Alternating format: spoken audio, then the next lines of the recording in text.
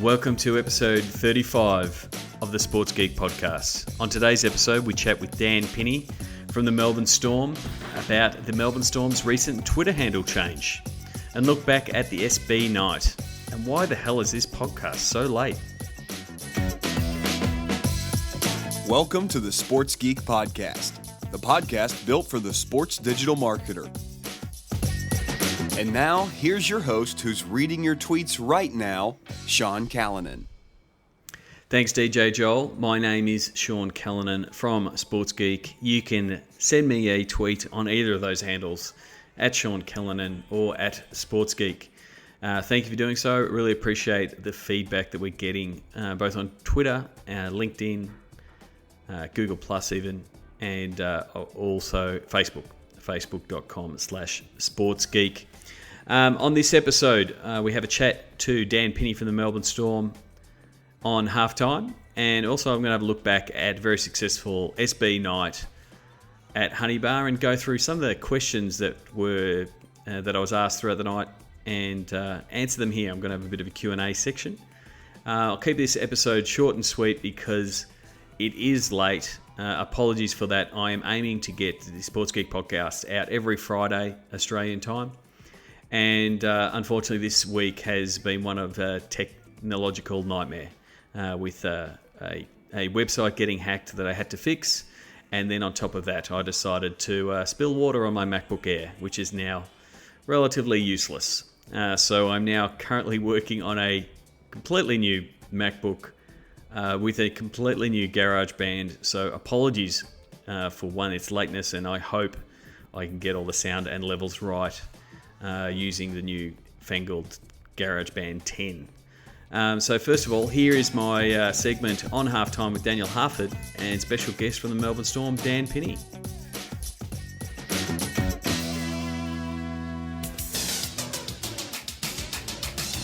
Sean Callanan, our sports digital media guru for SportsGeekHQ.com. He's with us again at a big night last night, SB nights, hashtag big night last night. Yeah, the Successful, sports business night went quite well. Had a good representation of the sports biz community in Melbourne down at the Honey Bar at South Melbourne. So I look forward to having another one later in the year. Did you have the Melbourne Storm there because they've gone to world first category? They have. When we're talking about sport and legends in sport, when you're a one-namer, you know you're up there. You know, LeBron, Tiger.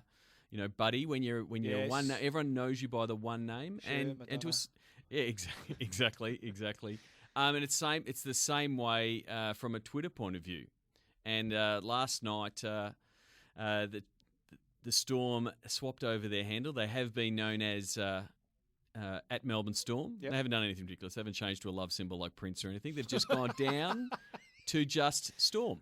Right. So at Storm. and so they're now at Storm. So they join the leagues of at Lakers, Celtics, Red Sox, Warriors, all these teams that just have their moniker as their Twitter handle. And we've got Dan Pinney, digital media manager from the Storm, on the line from down at Amy Park. Dan, good afternoon. G'day guys, thanks for having me. Pleasure. Thanks for being on the show. Why did you do this, Dan? Oh, we just wanted to give people an extra 9 characters to tweet us half. A bit easier. They can fit in there. And to It's allay not as silly as it sounds, you know. you get another night, and to allay any fears, because there was a bit of Twitter chatter, there was a bit of conspiracy theorists, late at night, tinfoil hat type of stuff.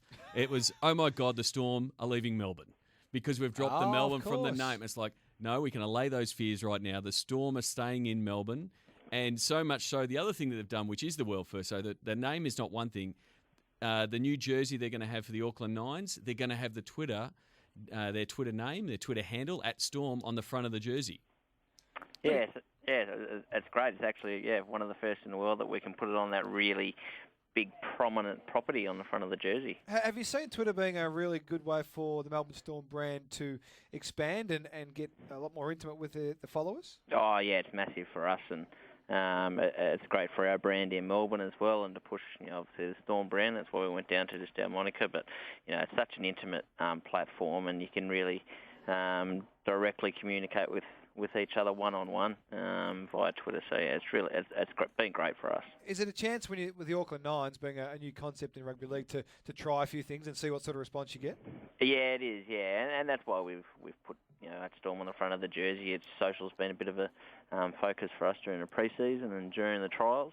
And we'll have a major sponsor on there for the home and away season. Yep.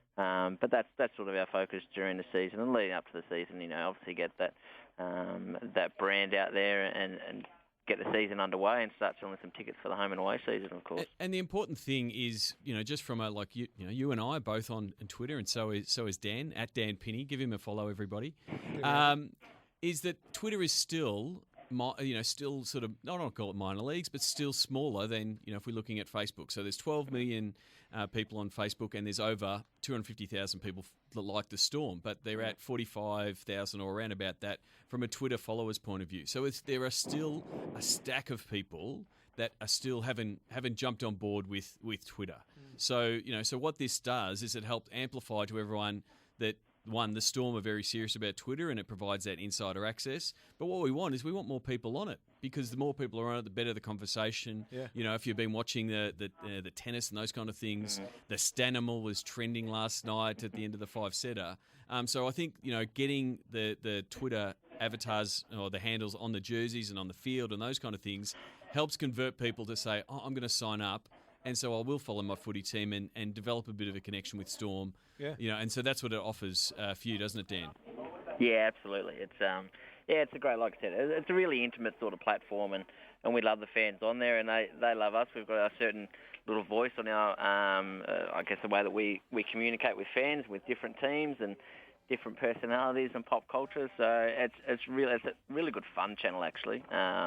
But yeah, it really assists us in the marketing stuff that we're trying to do in Melbourne as well. Well, it's a great initiative, Dan. Hope it goes really well in the Auckland Nines, and the Storm fans and the supporters that don't follow you on Twitter get around you at Storm. Well done to you. Sean, Thanks, well done to you. Thanks, Half. World first, world exclusive here on Halftime. We can't get enough of that. Check out sportsgeekhq.com for a whole lot. Sign up for Sports Geek News at sportsgeekhq.com/sign up now.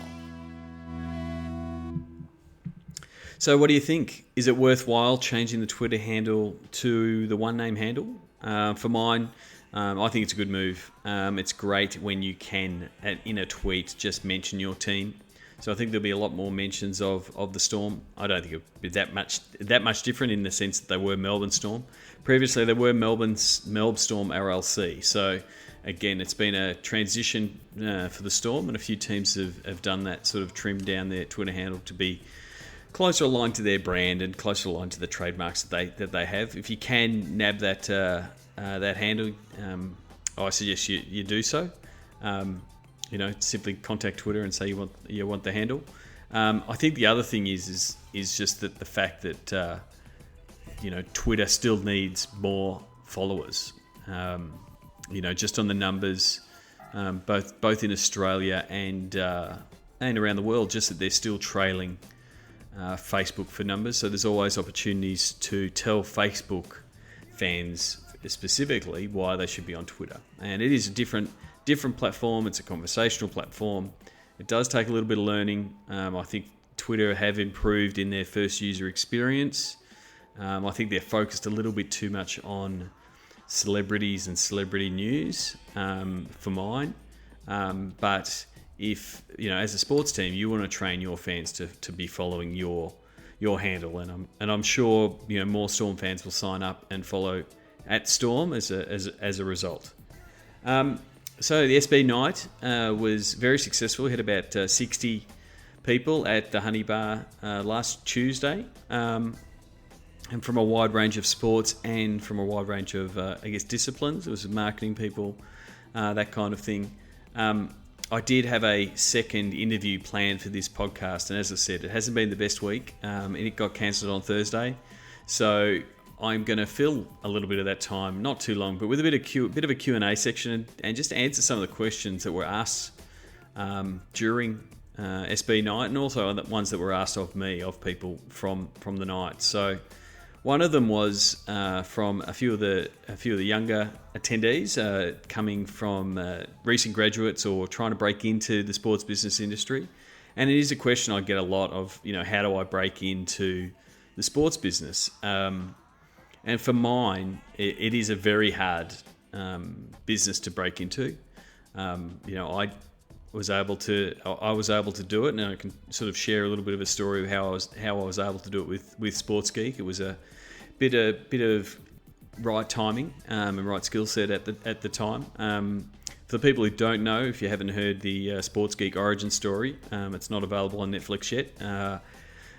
For 15 years, I was a geek. I was a IT developer. Worked on web systems, desktop systems, multitude of industries, retail, big business, utilities, and I finished up doing working with a startup as my last job.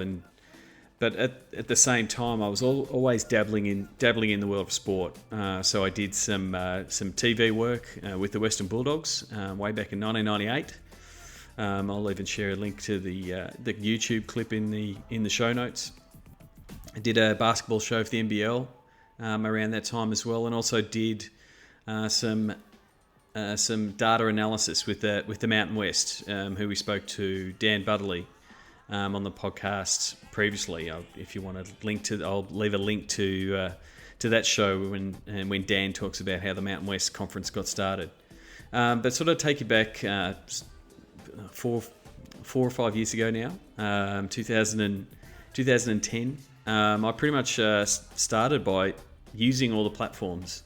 And initially when I started Sports Geek, I thought I was going to be an IT web developer, consultant, and I guess guide the sports market through what I saw as a real treacherous path of IT and web development. As someone who worked in IT for a long time, I knew there was a lot of cowboys in the industry, and by that, not offending anyone in the south of the states or in Texas and those kind of things. But when I talk about cowboys in the IT industry, shonky operators is probably another way of putting it. People that would build a website for a sports team, but they really didn't have the background of knowing what sports teams, how they operate, and then also not having a good understanding of the sports fan. So you would get a retail developer building something for a sports team, handing over, all looks nice, but then once it's handed over, the sports team did not have the skills to keep the CMS updated or anything along those lines. So I thought I would be in that space, sort of be an IT contractor, consultant. But getting started, I pretty much started by blogging and sort of giving out my opinion via sportsgeekhq.com.au at the time. And pretty much just giving my opinion on fan engagement, digital activations, how teams could use social media, those kind of things. And I did my first Sports Geek trip in January 2010. So, yeah, over 4 years ago now. And so that trip entailed going to Los Angeles, Dallas, and New York. And it was part secret shopper, part investigation, part networking. I wanted to see what stadiums were doing. You can only assess so much from a digital point of view via your computer. You've got to get out there and meet people. So I think that was really important, the connecting with people, but also using all the platforms. And I guess my best story from a using all the platforms point of view sort of comes about. One of the goals of that trip was to try to meet Mark Cuban, and I'm still hoping now to meet him, or at least have him as a guest on the podcast. It's one of my new goals to have Mark Cuban as a guest on the podcast this year. But I tweeted Mark Cuban. I connected with people around the Mavericks organisation, and I also connected with Brad Main, who was the CEO of the American Airlines Centre at the time. So I was trying to set up that meeting. Eventually, Mark Cuban did email me back and say, "Sorry, I don't meet with people during the season." So I said, "That's fine. I'll still go along." So I was at Dodger Stadium, getting a tour of the facilities and meeting some of the people at the Dodgers, when I got a tweet from Jill Dotz. And Jill tweeted me after I was tweeting about Dodger Stadium. She said, "You'll have to come back to a game when there's baseball on." I said, I'd love to. Looking forward to going to a game at Dodger Stadium. And so we were tweeting backwards and forwards. after this random connection via Twitter. And after doing that, we figured out that I was going to be in Dallas at the same time that Jill was going to be at Dallas, and we were both going to be at the Mavericks-Lakers game, where I'd hoped to meet Mark Cuban and catch up with Brad. So I went to the game. I tweeted Mark Cuban just in case he changed his mind. I also tweeted Brad because although we'd bounced emails backwards and forwards, we hadn't set up a time to meet up. So I pretty much just said, "Hey Brad, I'll be at your facility, looking forward to it." And so part of that, I'm sitting there at the game watching the Lakers with Kobe Bryant, and Phil Jackson was still coaching at that stage. And halfway through the second quarter, I hear my name. Now I'm traveling alone. I hear Sean, and I turn around, and there's Brad Main standing there and saying, "Hey, come up to the suite." And so it was really surprising. I wasn't expecting it. Now I was meant to meet up with Jill at halftime, but with I had suite tickets in my hand, I thought I will blame bad Wi-Fi, and I would go up to the suite. So I went up to the suite, and Brad was very kind. They said they've got some Fosters on ice, and I was very polite and said, "Thank you, Brad. I'll drink them all to be polite, but Australians don't drink Fosters." And then he introduced me to all the people in the suite, and as he was doing it, he goes, "Oh, and this is Jill." So Jill Dotz, who was tweeting with me only 2 days earlier, was in the suite with Brad. And was able to provide the final push to get me up to the suite. So just sort of shows you, and I guess the hustle that is needed to get into the sports industry. A little bit of luck, a little bit of right timing, but you've really got to use all the networks that you can. And so in that instance, and with that story, I used Twitter, LinkedIn. I'd already connected with Brad. Facebook, email. I'd used all the platforms that I could to get me to that position to allow that to happen. And I really think it's important if you are looking to get into the industry, and especially if you're looking to get into the digital marketing and the digital content business and work on those digital teams in sports, is you've got to use all those platforms. So I think one advantage any newcomer, and I'm talking to graduates here, but any newcomer to the sports is can you bring something that the team doesn't have? And so there's still up and coming platforms and tools that innate that young people, and I hate saying it young people because it makes me sound older, that young people are using. So we're talking things like Snapchat and Tumblr and those kind of tools. They're using those tools natively and all the time. So if you can understand how to use them effectively, it might be worthwhile a team using those kind of tools via their interns or their young employees, because they've still got to have someone run them. It is a big commitment to take on another platform. But if you can come to them and say, "Yes, I've used Pinterest a lot. I understand the ins and outs. I understand how to post, when to post, how to tag it," they might be more willing to give you a go and also hand you the keys to run that as a project to show that it can work. So that's a long way and a long anecdote to answer a question how to break into sports business. It's how I did it. But for me, the main takeaway is to use all the platforms, especially use all the platforms that you are going to use when you're getting into a job. You can't come and say, "I want to work in digital, but I hate Facebook. I don't like using it." It's going to be part of your daily grind. You have to use it. You have to know it. It's much better to understand it on your time and on your personal platforms than make that mistake on a brand account. Okay, I'm going to keep this episode a little short. We'll have a quick break and we'll come back to wrap things up. Need help with your content? Book in for a content brainstorming session with Sports Geek now. Go to sportsgeekhq.com/work. Okay, that brings us to another end to another Sports Geek podcast. Again, apologies for this one being a little bit late.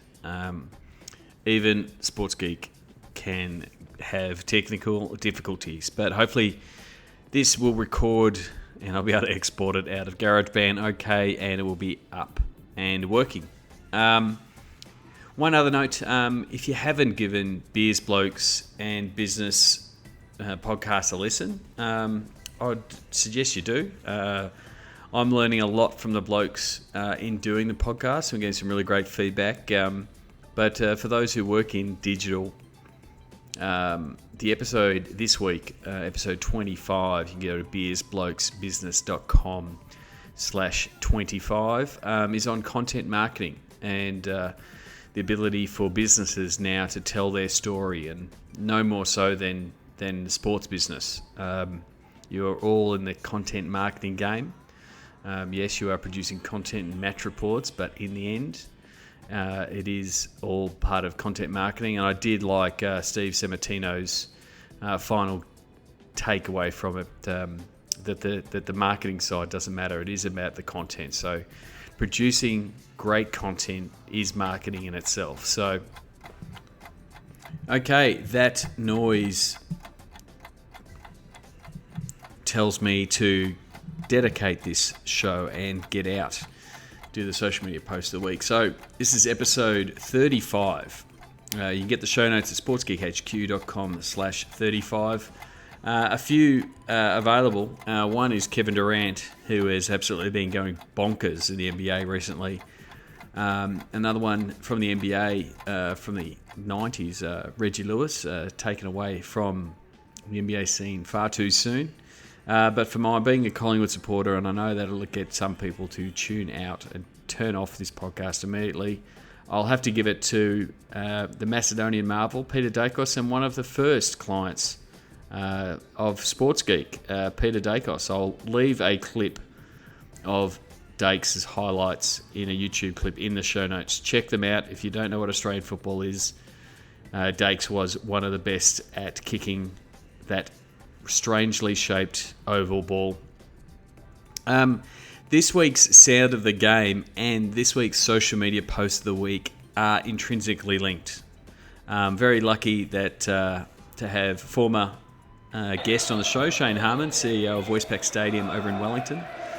He sent me in some audio, and that's what you're hearing underneath me right now, from the Westpac, from the Wellington Phoenix 5-0 victory over the Melbourne Victory in the A-League.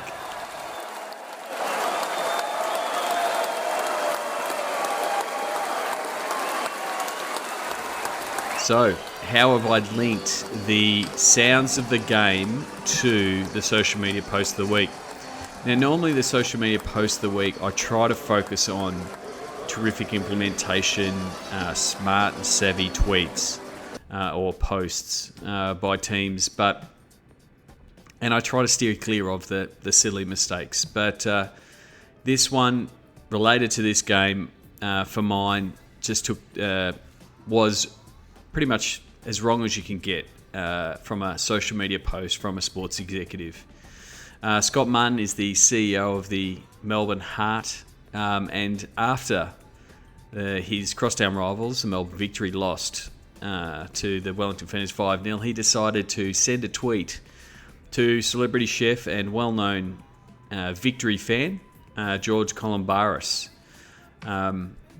Pretty much just rubbing the result in his face. I thought you would like this, sending him a screenshot of the game. Now, yes, that could have been playful banter, but really, knowing George, and I'm sure Scott may have known what type of response he would get.